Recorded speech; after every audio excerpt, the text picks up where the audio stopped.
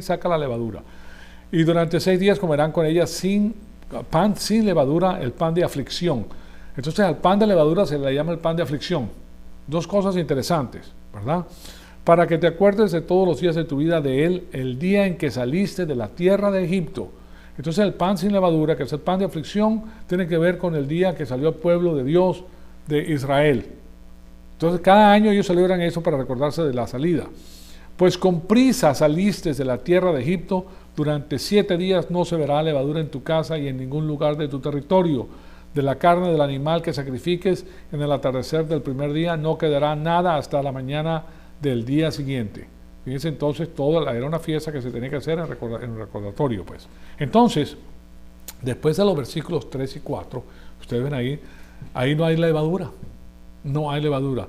¿Y de qué se trata entonces este asunto de la levadura o sin levadura? ¿Por qué le dice sin levadura? Pues bien, esto fue lo que sucedió. Fíjense el recuento de la salida de Egipto del pueblo de Dios.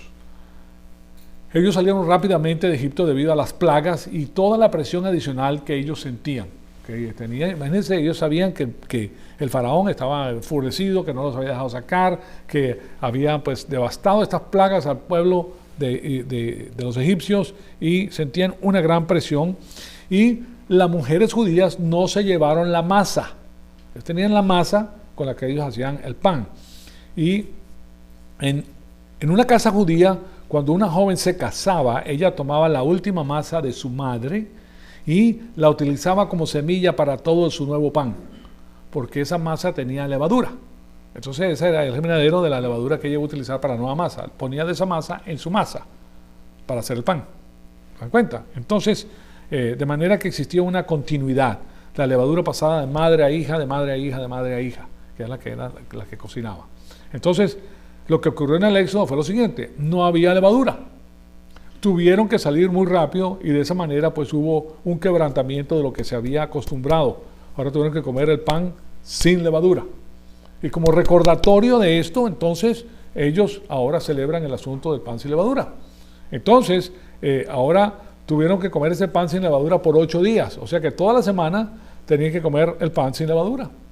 ¿Se dan cuenta? Entonces, él les está haciendo recuento de esto para que ellos se recuerden que cuando ellos salieron, tuvieron que comer el pan sin levadura. El pan sin levadura hacía que el pan fuera mucho más grande y acostumbrados a eso, pues.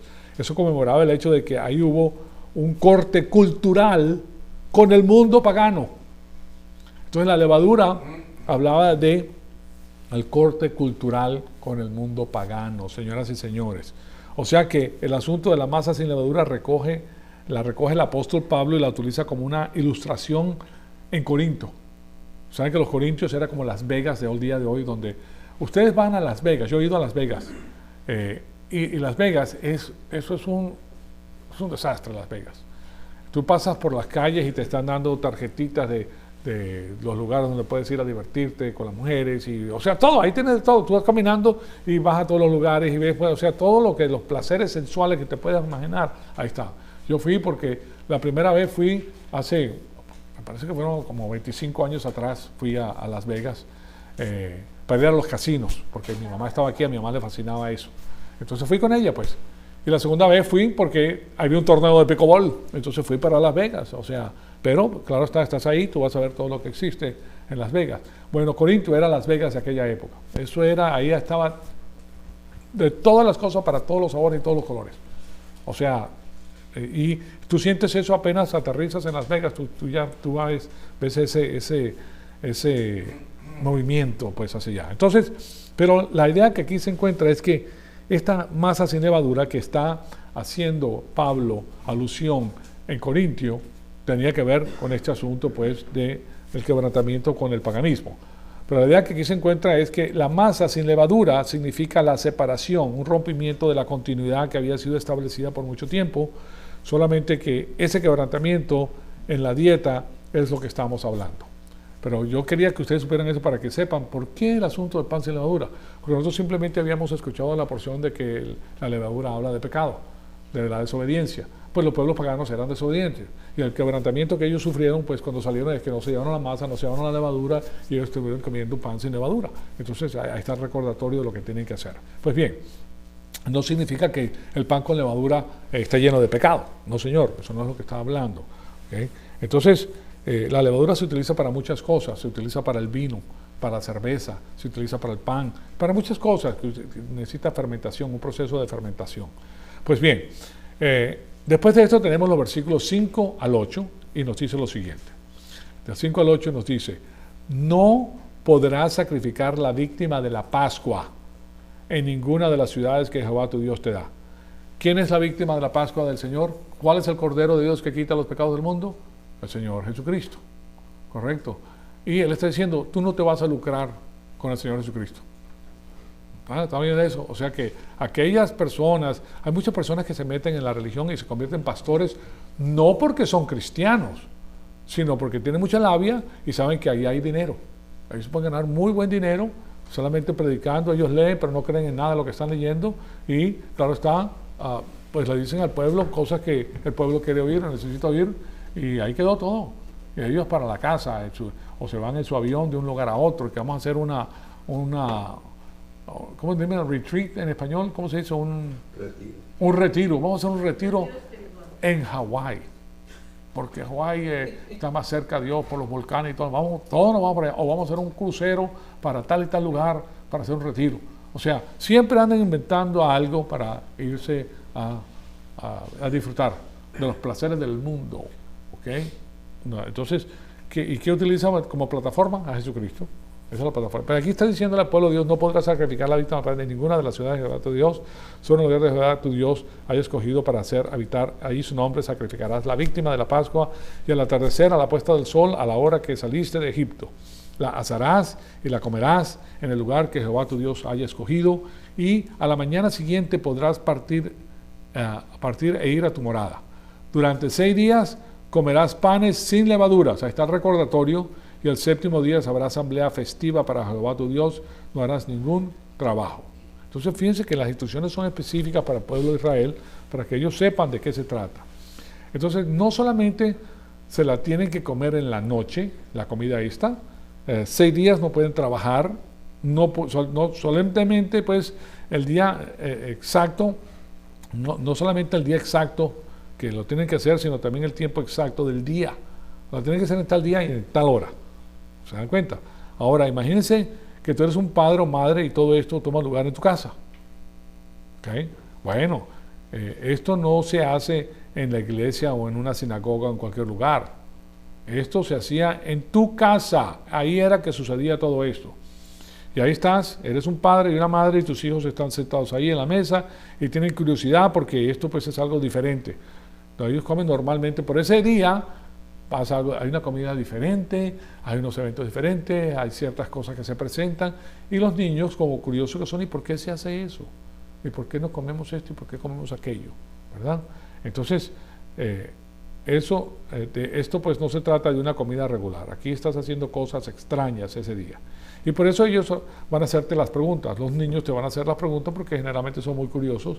Y al igual que en Deuteronomio 6, pues recuérdense que en este capítulo los padres representaban con sus relatos lo ocurrido después y comían a cierta hora del día.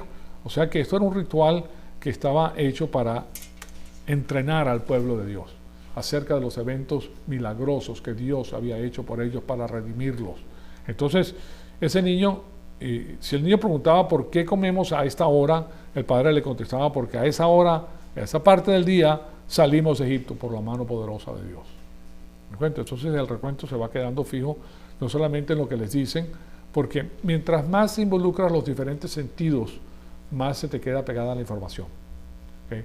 Si la oyes nada más, la captas. Si la oyes y la ves, la captas más. Si la oyes, la ves y te la comes, la captas más. ¿Me explico? Si la puedes tocar, la captas más. O sea, no se te va a olvidar porque tienes muchos de tus sentidos involucrados en el asunto del aprendizaje.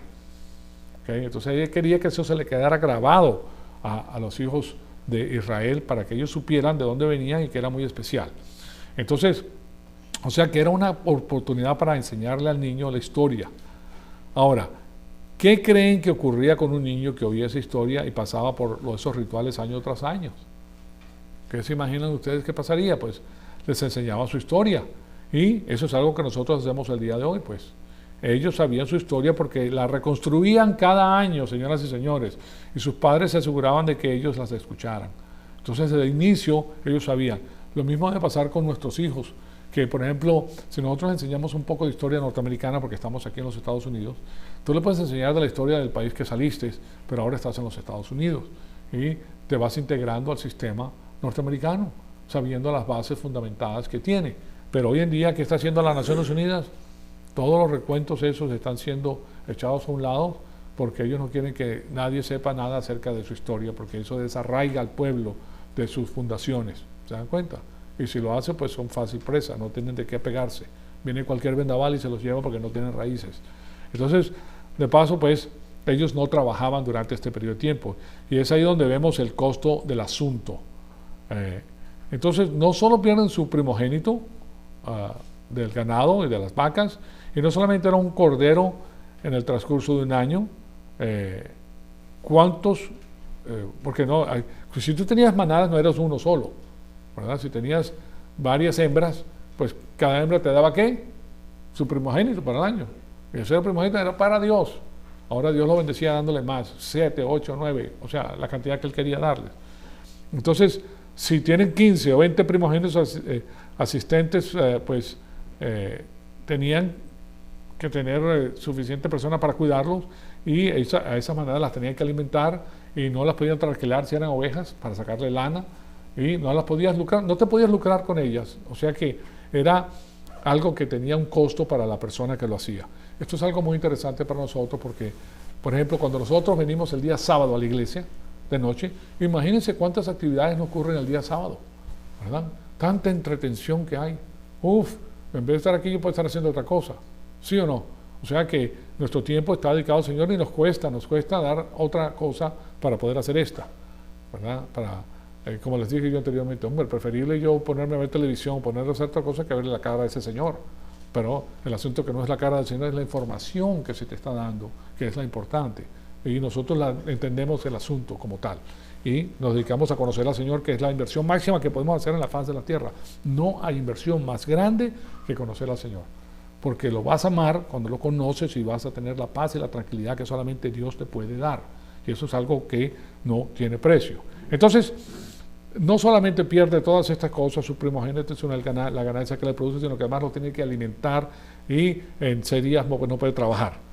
Pero, entonces, de estos animales, si eran bueyes, no podían sacar trabajo alguno. Si tú tenías una gran cantidad de bueyes, si te daban el primogénito de esos bueyes, tú no los podías trabajar. Punto. No podías hacer nada con ellos.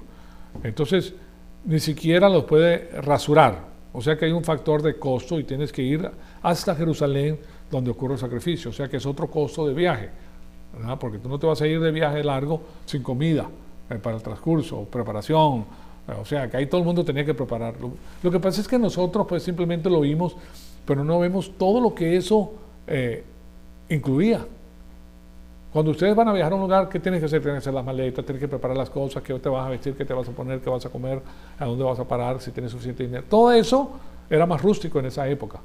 Y ellos tenían que caminar. Si la distancia era larga, tenías que caminar por una cantidad de tiempo, tenías que hacer tus cómputos para poder saber cuánto tiempo te ibas a demorar. ¿Sí me explico? O sea que las celebraciones no eran fáciles. Sí, cuando llegabas allá, descanso, ¿verdad? Porque ya tenía una trayectoria bastante fuerte, pero tenías que llevar agua, tenías que llevar vino, tenías que llevar una serie de cosas pues para poder alimentarte en el camino. Entonces, tiene una cantidad de costos, es lo que les trato de decir. Y además eso tienes que arrear a los animales hasta allá. Porque si tienes cuántos primogénitos, tantos primogénitos tienes que arrear para llegar allá. Claro está que no habían carros ni nada de eso que te los mataran, pero de todas maneras era muy interesante. Esos animales, desde el punto de vista humano, pues no tienen uso alguno para el individuo. Ellos tienen que ser transportados y después sacrificados. Y como les he dicho, pues todo eso incurre costos. Pues bien, en Levítico, y ahí es donde está el asunto de los primeros frutos, y ahí es donde se inicia, la primera cosecha de cebada que era traída y mecida al frente del Señor como un símbolo La idea que eso conlleva es que esa cosecha, la cosecha ha comenzado. Cuando viene la primera gavilla, pues ya comenzó la cosecha. Y la idea ahí es que la primera cosecha o los primeros frutos nos hablan de la resurrección de Jesucristo. Y eso es lo que le está enseñando el pueblo, a Dios al pueblo. Que va a haber la primera cosecha es Cristo, el Mesías. Le está dando al pueblo la pauta necesaria para que no se dejen engañar. Porque van a venir muchos Mesías. Y van a decir que son Mesías. Y los van a nominar como Mesías. Pero el Mesías tenía que cumplir esto. Si se dan cuenta, entonces él le da los marcadores al pueblo para que sepan que cuando el Señor Jesucristo viniera, ahí tenían todo lo que él les había dicho anteriormente. Ahora, si la persona no conoce la Biblia y no sabe nada de estos asuntos, porque en esas épocas, señoras y señores, la gente no tenía Biblias. El pueblo no tenía Biblias. El pueblo tenía que ir a la ciudad donde estaban los levitas para que ellos les enseñaran la palabra de Dios. ¿Ok? O sea que tenía que tomar su tiempo. No es como ahora que tú tienes tu Biblia en tu casa y la puedes leer y tienes la luz y tienes el aire acondicionado o la calefacción, todo eso. Era mucho más rústico y el trabajo era, como dice en Venezuela, Eneas. Durísimo. Trabajabas desde la mañana hasta que te acostabas, llegabas de noche y generalmente de noche era cuando se estudiaba. A base de lamparitas, a base de cosas. O sea que, si se dan cuenta, era difícil. ¿Okay? Eso es lo que les trato de decir. Pero si ellos sabían, pues si se les enseñaba, ellos sabían que esto hablaba del Mesías, la venida del Mesías. Entonces, a él se le conoce como los primeros frutos, es otro título de nuestro Señor Jesucristo. ¿Y de qué? Pues de una serie de resurrecciones. La primera es Cristo y luego nosotros. ¿Y cuántas resurrecciones hay? Bueno, ¿cuántas personas hay que han creído en el Señor Jesucristo? Porque todos nosotros, cuando creemos en el Señor Jesucristo, tenemos vida eterna. Vida eterna, y en el momento que creemos, hemos nacido en Cristo y tenemos la resurrección. Entonces ya la primera ocurrió, o sea que todo este asunto tiene que ver con el festival de la primavera. Estamos viendo el festival de la primavera. Y después, en los versículos 9 al 12, llegamos al día de Pentecostés. ¿Okay? Entonces ya ustedes ven, permítanme ponerles aquí, esta es la diapositiva número 13, y aquí les voy a poner la diapositiva número 7. ¿Verdad? Ahí está la diapositiva número 7, que son las fiestas de celebración. ¿Okay? Ahora tenemos la Pascua, el pan sin levadura, los primeros frutos, el día de Pentecostés. Ya vimos lo que es el pan sin levadura, ¿verdad? Entonces voy a regresar aquí a este de aquí, y en Deuteronomio 9, del 16, del 9 al 12, nos dice lo siguiente. 7 semanas contarás desde el comienzo de la siega, ¿ok? De la mies. La siega no es la persona que anda con los anteojos así, dándole, tanteándole, no. La siega es la cosecha, ¿verdad? Estás contando la cebada, ¿verdad? Y de la mies es la semana. Y comenzarás a contar 7 semanas. Desde el inicio, cuenta 7 semanas. ¿Verdad? ¿Cuántos son 7 semanas? 49 días. El próximo día es el 50º, ¿okay? Que es el día de Pentecostés. Entonces, celebrarás la fiesta de Pentecostés. ¿Okay? Entonces, ahí vemos de nuevo, permítanme ponerles aquí de nuevo la fiesta de Pentecostés. ¡Pam! Pentecostés, ¿ahí la ven? ¿Ven la flechita? Pues ya pasamos por las primeras 3 fiestas que están juntas. La primera de la Pascua, el pan sin levaduras y los primeros frutos. Ocurrían en un periodo de 3 días, pum, pum, pum, seguiditos. ¿Okay? Ahora el día de Pentecostés. Entonces, de nuevo, estas fiestas son interesantísimas porque ellas se van cumpliendo. Las primeras, es que es tan interesante porque las primeras se cumplen, las primeras 4 que se va a cumplir el día de Pentecostés. ¿Okay? Y la va cumpliendo la iglesia. El día de Pentecostés es cuando comienza la iglesia, señoras y señores. Y después viene un periodo entre las fiestas de primavera y las fiestas de otoño que no pasa nada. No hay nada. Hasta que venga las fiestas de otoño. Y las fiestas de otoño todavía no han llegado, porque tienen que ver con la tribulación y tienen que ver con el reino milenario, que es el cumplimiento para el pueblo judío de las promesas hechas por contrato al pueblo judío. Y es al final de la tribulación cuando se le cae al pueblo judío en sí las escamas de los ojos, las cortinas, y van a ver al Mesías al que traspasaron y llorarán por él como se llora por un hijo unigénito. ¿Ah? Entonces todo lo que nosotros hemos, todo el simbolismo que nos está dando es para dejarnos saber lo que él está haciendo posteriormente. Entonces, 7 semanas contarás Sí, 7 semanas contarás desde el comienzo de la siega a la mies y comenzarás a contar 7 semanas. Entonces celebrarás la fiesta de Pentecostés a Jehová tu Dios. Darás según la medida de la generosidad de tu mano, según Jehová te haya bendecido. Entonces aquí tenemos algo muy interesante, que esto es algo que daba la persona por sí mismo, según la generosidad de la persona, de lo que Dios le ha dado. ¿Vieron eso? Lo mismo sucede pues en la edad de la iglesia con el asunto de los diezmos y el asunto, no, pues no hay diezmos, el asunto de las contribuciones. Tú das de lo que Dios te ha dado. Y lo haces. Una vez que tienes al Señor número uno, no, tú vas a sentir que eso es parte de la bendición de Dios. ¿Por qué? Porque Él te está permitiendo pues que tú expreses lo que tú has recibido para el Señor. ¿Se dan cuenta? En ese sentido es algo maravilloso. Entonces, y en el lugar que Jehová tu Dios te haya escogido para hacer habitar ahí su nombre, te regocijarás delante de Jehová tu Dios, tú con tu hijo, tu hija, tu siervo, tu sierva, el levita que está en tus ciudades y el forastero, el huérfano y la viuda que están en medio de ti. Entonces aquí le está diciendo a ellos que vengan en familia. ¿Para qué? Para disfrutar de las bendiciones que Dios les ha dado. Ahora, ¿qué les dio Dios para comenzar las bendiciones? Capital. ¿Cuál es el capital? La tierra que ellos pueden arar. Ahora, ellos ponen el trabajo de arar, pero Dios le da la lluvia, Dios le da la temperatura, Dios le da, mantiene fuera los animales, ellos tienen que hacer ciertas cosas, tienen que podar, tienen que hacer, pero la cosecha será de Dios. Lo mismo pasa con los animales. ¿Okay? Tú puedes hacer lo que tú quieras con un animal, pero la fecundidad del animal tiene que ver con lo que Dios le da, lo fecundo que lo hace. Entonces, y eso es lo que le dice. Acuérdate que tú fuiste esclavo en Egipto y por eso guardarás y cumplirás estas leyes. Entonces, el recordatorio era que tú eras esclavo y ahora tú tienes el privilegio y la oportunidad pues de disfrutar de las cosas que el Señor te ha dado como hombre libre, Entonces, aquí podemos observar algunas cosas interesantes. Estos son 50 días, ¿verdad? Porque estamos hablando de ¿cuántas semanas? De 7. 7 por 7 días, 49. El 50º día es el que comenzaba. Entonces, ustedes se recuerdan lo que sucedió en el libro de los Hechos, en el comienzo de los libros de los Hechos, cuando vino el Espíritu Santo. Bueno, antes de que el Espíritu Santo viniera, ¿qué fue lo que Jesús les dijo a los discípulos que hicieran? Quédense en Jerusalén, a sus discípulos. Cuando hablo de sus discípulos, estamos hablando de los apóstoles. Ahora, algunos de los pastores fundamentalistas antiguos decían que el Espíritu Santo había venido porque ellos se quedaron en Jerusalén. Esa es la conclusión que ellos llegaron. Pero no es así, al contrario. Ellos tenían que quedarse en Jerusalén porque el Espíritu Santo iba a venir ese día. ¿Por qué? Porque ese era el día de Pentecostés. Ese era el 50º día después de que nuestro Señor Jesucristo había sido sacrificado. ¿Okay? Entonces, y vino el día de Pentecostés y de esa manera era una señal que ellos te recibían. Entonces, claro está que el Señor Jesucristo ya había sido resucitado. Él no es que fue resucitado, fue el día que fue inmolado.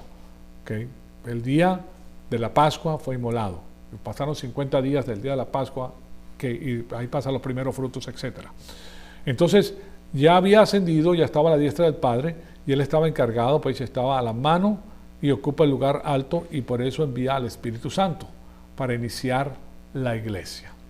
Ahora Él paró el cronómetro de Israel, el reloj, clic, lo paró. Ahora llama a la iglesia para que la iglesia se encargue de diseminar la palabra de Dios a través del mundo, la gran comisión. Todos nosotros tenemos la gran comisión y la gran comisión comienza en tu casa, con tus hijos. A tus hijos dale el evangelio de la salvación porque con eso se van al cielo. Y después de eso enseñarles la palabra de Dios para que Dios los bendiga. Y los va a bendecir, pero te vas a quedar con la boca abierta de las bendiciones que da el Señor a los hijos que aman al Señor porque han encontrado que sus padres quieren al Señor. Ellos tienen una relación íntima con Él, porque nosotros no solamente somos los padres de nuestros hijos, ahora en Cristo somos los hermanos de nuestros hijos. ¿Okay? Y para ellos no solamente somos sus padres, sino también sus hermanos en Cristo. ¿Okay? Bien, entonces, o sea que el Padre y el Hijo que han enviado al Espíritu Santo a la tierra, y ese asunto de lo que ocurre pues en el día de Pentecostés. Lo que ocurre es que es una señal que nosotros podemos observar para saber que algo ha ocurrido en los lugares celestiales. Lo que pasó fue que la promesa del día de Pentecostés se realizó en Cristo para el pueblo judío. Y vino los suyos cumpliendo las fiestas, y los suyos lo rechazaron. No solamente lo rechazaron, sino que lo crucificaron el día de la Pascua, el día que se sacrificaba el Cordero de Dios. Estos son los eruditos de la ley. Es que es algo que lo deja uno, cuando lo ves de esa manera, es wow, pero ¿cómo es posible que el mismo pueblo, en vez de aceptar a Mesías, lo manden a matar? Lo sacrifiquen como un cordero. Y uno de ellos dijo, es preferible que muera un hombre y que no muera todo el pueblo. ¿Okay? O sea, es una profecía que iba a morir el Mesías para salvar a todos. Entonces, en el Antiguo Testamento, es lo mismo que pasó con José. ¿Se recuerdan? José, ellos lo hicieron para mal, pero él lo hizo para bien, para salvar a su pueblo. O sea, otra figura de nuestro Señor Jesucristo. O sea que es una tras otra, tras otra, tras otra, porque Dios tiene más de 2 testigos en lo que Él dice. Entonces, en el Antiguo Testamento el asunto era al fin de la cosecha de la primavera. O sea que había continuidad entre los primeros frutos y el final del tiempo de Pentecostés. El asunto interesante era que los versículos 11 y 12, el hijo, la hija, el esclavo, la esclava, el levita, y todos estos eran miembros permanentes de las comunidades, sin tomar en cuenta su estado bajo el pacto. Y el asunto interesante que tenemos aquí, y es interesante porque el hijo y la hija de los esclavos y las esclavas eran miembros de la familia, pero el levita, el extraño y el huérfano y la viuda no eran parte de la familia en particular. Por definición, entonces, una viuda no tenía familia, ¿verdad? Y su marido había muerto, pues de manera que en ese sentido ella ya no tenía una familia. Quizás tenía sus hijos, pero yo estoy hablando acerca de una familia completa, y eso es la parte interesante. Y el huérfano, que por definición pues no tenía padre ni madre, y después tenemos al extraño, que era el ger, ¿se recuerdan del ger? ¿Verdad? Un gentil que se encuentra en la tierra de Canaán. Ahora, ¿no les parece a ustedes interesante este asunto? Pues que para esta fiesta eso expresa el agradecimiento a Dios por los beneficios y el asunto económico de las cosechas que ellos invitaban pues a estas personas y podían pasar como familia, no como tribus, sino como familias a Jerusalén o a cualquier lugar considerado como un santuario central. O sea que era un privilegio pues traer a esta gente para que disfrutaran de las bendiciones de Dios. Pero eso lo hacían solamente aquellas personas que conocían a Dios, que amaban a Dios. Les digo una cosa, las instrucciones en esa época eran muy simples, muy simples porque la vida era simple, era más simple a la que hoy en día. Nosotros somos más sofisticados en nuestra manera de pensar, pero ellos eran mucho más inteligentes. La inteligencia que existía ahí era tremenda. Lo que pasa es que todavía no se había desarrollado ciertas cosas como las tenemos hoy en día. Pero sus instrucciones eran simples, ellos simplemente si conocían al Señor la seguían. No había ahí psicología ni había nada de eso. Sino, ahí el Señor lo dice, Él es el Señor, yo lo amo con todo mi corazón y yo hago lo que Él dice, punto. Así de simple. Así debemos hacer nosotros el día de hoy. Hacer lo que dice el Señor. No ponernos a darle la vuelta, que si aquí, que si aquí, que si acá, pero me dijiste esto y no. No. Te lo dice, hazlo y a ver si el Señor es el Señor o no es el Señor. Entonces, era un momento de compañerismo porque todos comían juntos. Era como un picnic básicamente con estas personas. O sea que era un tiempo social especial donde las familias se reunían y, claro está, en compañerismo se reunían y los unos con los otros ante el Señor, literalmente, porque todo era ante el Señor. Ahora, recuerden que hoy en día el asunto de la justicia social que se escucha tanto, ustedes lo han escuchado más y más, parece ser la moda del momento. No, que la justicia social viene con el evangelio de la prosperidad. Que cómo puede ser posible que haya personas pobres, ¿okay? Que el evangelio es para sacar a los pobres de la pobreza, pero no. En las universidades especialmente es el tema grandísimo, entre los liberales más que todo pues. Ahora miren a esos 3 versículos, porque aquí es donde se encuentra la verdadera justicia social, la justicia social bíblica. ¿Cuál es la justicia social que nos interesa? La justicia social bíblica. Entre todas las naciones, de todas las naciones que existían, no se puede encontrar una que tenga esta característica que les voy a presentar. Ustedes pueden ir a una biblioteca, pueden ir al internet y lean el código de Hammurabi, el código de Hammurabi. Lean algunos de los códigos paganos que existían en esas épocas. Ahí no tenían una sola ley para todos. No existía tal cosa. Había leyes para los pudientes, leyes para los de medio y leyes para los de abajo. Eran diferentes leyes para cada persona. No era así en Israel. En Israel la ley era igual para todos. Los de arriba o los de abajo. Los poderosos o los pobres que no eran poderosos. O sea, no había diferencia alguna en la ley. Y eso es lo que va a ocurrir en el transcurso del milenio, señoras y señores. Que ahí no hay que yo tengo palanca, que yo pueda hacer esto. Generalmente hoy en día, pues con el asunto de los abogados, para que tú te pueden exonerar a ti algo si tienes abogados carísimos, que presentan un caso y le dan la vuelta a la cosa y mientras más tienes abogados buenos, mejor te sale. ¿Verdad? Te cuesta mucho, pero con dinero se arregla todo. Bueno, no es así en el código este. El código es para todos por igual.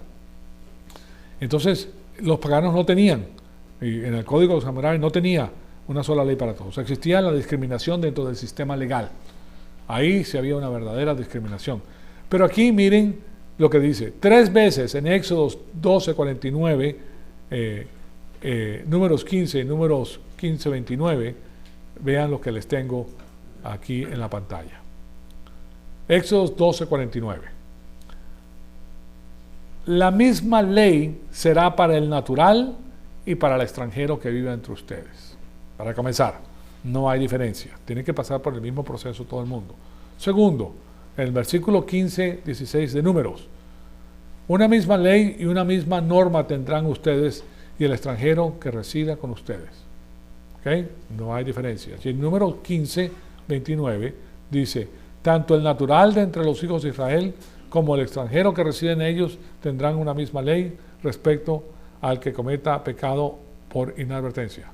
Que estamos hablando de desobediencia por inadvertencia. Como nosotros, pues si pasamos aquí a 45 millas por hora y resulta que aquí solamente se puede ir a 30 millas por hora, por inadvertencia te metieron el ticket, pero te lo metieron de todas maneras porque tú aplicas tanto al de afuera como al de adentro. ¿Okay? Bueno, entonces, cuando se trata de sus códigos legales centrales, el código judío era uno para todos. Y esa es la verdadera justicia social bíblica, y no tiene nada que ver con sus desigualdades económicas. Una de las cosas interesantes que ocurre el día de hoy es que nosotros sabemos que la política de Dios es bendecir a los que lo aman. Tú lo conoces, Él te va a bendecir. ¿Okay? Así de simple. Él te saca de lo malo y te lleva a lo bueno. ¿Cómo lo hace? Bueno, paulatinamente porque te va separando de lo que no sirve. Tú antes vivías una vida desordenada, vivías con personas que no tenían nada. Ahora la palabra de Dios te dice, no te unas en yugo desigual, no tengas amistades que son paganas, no tengas amistades que odian a tu Padre Celestial. Entonces ya tienes, bueno, si no es que la vas a maltratar, la vas a hacer sino que simplemente esa persona no tiene nada que aportar a tu vida. Puede que sea un conocido, está bien, o puede que sea una persona con la cual está bien. No es que lo vas a maltratar, lo vas a tratar como persona, pero personalmente tú no vas a tener esos vínculos fuertes con esa persona. A ti te interesan las personas que están con Dios, que aman a tu Padre, ¿verdad? Que están dentro de la familia. Y de esa manera te vas separando de la maldad, te vas separando de lo malo, de lo que no sirve, de las malas influencias. Y te va acomodando tu vida para que tú conduzcas una vida correcta, bien arreglada. Y de esa manera te bendice el Señor, porque entonces pone las prioridades correctas primero. Bueno, vale pena la redundancia. Tu prioridad para el hombre es su trabajo, su familia, su mujer, sus hijos, ¿verdad? Eso es lo importante. Sí vas a tener ciertas amistades, pero ahí lo importante es tu familia, con tu mujer, tu marido, con él es que estás haciendo las cosas y estás logrando, ¿verdad? Entonces, eso es algo importante. Eso te hace que tú te separes y te enfoques en lo que es importante. Cuando te dice, trabaja para el Señor y no para el ojo del amo. Bueno, eso es un gran consejo, porque tú, si haces eso, vas a subir como la espuma de la cerveza. Arriba te vas, no puedes quedarte abajo. ¿Por qué? Porque estás haciendo las cosas para Dios. Entonces, para las personas que siguen a Dios y tienen la ética divina, sube naturalmente porque el resto del pueblo pagano no lo hace. Hay picardía, ahí sale con la suya, ¿verdad? Pero entonces una persona que se hace las cosas bien y esa persona vale la pena y esa es la que la persona quiere para que su negocio le vaya bien. Entonces esa persona se aquilata más, ¿sí se da cuenta? Y es ascendida. Entonces Dios de esa manera lo va bendiciendo. Lo va bendiciendo, lo va bendiciendo, lo va bendiciendo. Esa persona va recibiendo lo mejor de lo que hay. ¿Me explico? Entonces de esa forma es que lo hace. Ahora el pagano, que no conoce a Dios, no puede ser bendecido por el Señor. Es bendecido por el sistema cósmico. Entonces ellos son los que se pegan al sistema cósmico para ser bendecidos porque no conocen a Dios. Entonces de esa manera es que te va bendiciendo el Señor. Ahora, no es que vas a romper de una sola lo que tienes, ¿verdad? No es eso. La separación es mental, una separación mental que va a ocurrir y poco a poco tú te vas alejando y Él no va a querer que tú dejes ir algo sin antes bendecirte con otra cosa. Él te va a bendecir con algo para que tú puedas dejar lo otro. ¿Sí me explico? Entonces pierdes las ligaduras del mundo y de esa forma te va bendiciendo. Pero ¿por qué no prospera el mundo? ¿Por qué hay tanta hambre en el mundo? En el mundo hay una hambre impresionante, señoras y señores. En el mundo hay billones de personas que se ganan $1 o $2 al día. Billones de personas, señoras y señores. ¿Okay? 2 o 3 billones de personas en el globo terráqueo se gana $1 o $2 al día. Es pobreza total. Y hay otros 3 billones de personas que ganan menos de lo que se gana en México, comparando a México con el resto del mundo. ¿Okay? Interesantísimo, ¿verdad? Y la pobreza no la vas a arreglar. La palabra dice, los pobres los tendrás contigo siempre. ¿Por qué? Porque el mundo está lleno de paganos. Entonces ellos van a buscar lo suyo, lo que quieren es el hombre y el hombre va a buscar lo suyo. ¿Sí me explico? Entonces no va a haber eso. Lo que ocurre en los Estados Unidos es que es bendito los Estados Unidos porque hay personas, hay un núcleo de creyentes maduros y hay personas que creen en el Señor Jesucristo. Y por asociación el país es bendecido. Un creyente maduro puede bendecir a 100,000, 200,000, 1,000,000 de personas. Un creyente maduro, señoras y señores. Y hacia allá nos dirigimos nosotros. ¿Por qué? Porque Dios, para bendecir a esa persona, bendice a todos estos grupos de personas para bendecirlo. ¿Okay? O sea que les digo esto para que lo tengan en mente. Entonces, le voy a dar esta información cuidadosamente porque yo les he dicho que Israel no es la iglesia y estas fiestas fueron dadas a Israel y no a la iglesia. Entonces, veamos el asunto del día de Pentecostés. Es el día preciso que marcaba la venida del Espíritu Santo para apoderar a Israel y para comenzar el nuevo reino de Dios en la tierra. Fíjense en esto. ¿Okay? Ahora, permítanme darle de nuevo esta información cuidadosamente. La pregunta que debe salir pues en sus mentes en este momento es ¿qué es cristiano? ¿Qué es ser un cristiano? Pues, ¿acaso no celebramos la crucifixión? ¿No celebramos el día de Pentecostés? Cosas que ocurren pues en la época judía. Y nosotros celebramos el día de Pentecostés, ¿verdad? ¿Y no es importante para nosotros la venida del Espíritu Santo? Claro que sí, para nosotros es importantísima la venida del Espíritu Santo. Pero la visita futura de estas fiestas fue dada a Israel. ¿Okay? ¿De qué fiesta me estoy hablando? ¿De qué les estoy hablando? Esas fiestas de Pentecostés, que eran para los judíos, les hablaba de la venida del Mesías. Pero como ellos lo rechazaron en esa instancia, en ese primer siglo, entonces, bueno, como les dije, para el cronómetro Dios y ahora llama a la iglesia. Pero esas verdades y esas promesas ahora van a venir en la segunda fiesta solemnes que a ellos se les enseñaban, las épocas del otoño. Y ese periodo de tiempo donde se inserta la iglesia es el periodo donde no hay ningún tipo de revelación para Israel y nada está pasando con ellos, porque la batuta ahora está en las manos de la iglesia. Entonces para nosotros sí es importante, pero ¿a quién fue dada originalmente? Porque estamos hablando de la fiesta, ¿verdad? Las fiestas, sí, ocurre el día de Pentecostés, lo que ocurre el día de Pentecostés, pero la fiesta fue dada a los judíos. ¿Sí me explico? Ahí la tienen. Pentecostés para regocijarse por la última cosecha de la primavera, ¿verdad? Y preparada pues para el uso del pan. Entonces, eso es Pentecostés. Pentecostés. Ahí donde está la última cosecha. La última cosecha se da ahí, en las fiestas que van a pasar en el futuro, después de los 50 días. Se está recogiendo el pan de la edad de la iglesia y todos los judíos que creen en el Señor Jesucristo en el transcurso de la edad de la iglesia. Entonces, fíjense ustedes que la maravilla con la cual está hecha todo esto. Aquí vemos entonces que para nosotros es muy importante la venida del Espíritu Santo. La Pascua entonces fue cumplida con la crucifixión de Cristo y eso significó que cada judío pudo ser redimido. ¿No es así? Ahora sí pudieron ser redimidos. Y por eso ese era el día, esa era la intención que tenían ellos con esto. ¿Okay? Entonces, Bueno, se nos acaba el tiempo, les quiero hablar acerca de los pueblos gentiles. Bueno, permíteme decirles esto. Los pueblos gentiles se les permite disfrutar los beneficios, pero los beneficios emanan hacia los gentiles de la ley de Israel, del programa de Dios para Israel. O sea, no es dirigido a los gentiles, sino que nos beneficiamos, como quien dice, por adición.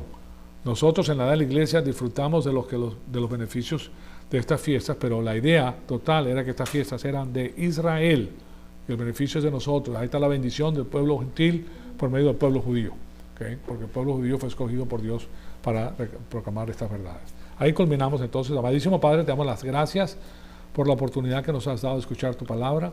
Te pedimos que el Espíritu Santo nos siga retando, Señor amado, para seguir creciendo y para conocer todo el consejo de tu poderosa palabra para nuestra vida el día de hoy. Te pedimos que todas las cosas que hemos estudiado sean en nosotros para la gloria y la honra de nuestro Señor Jesucristo. En su nombre te lo pedimos. Amén.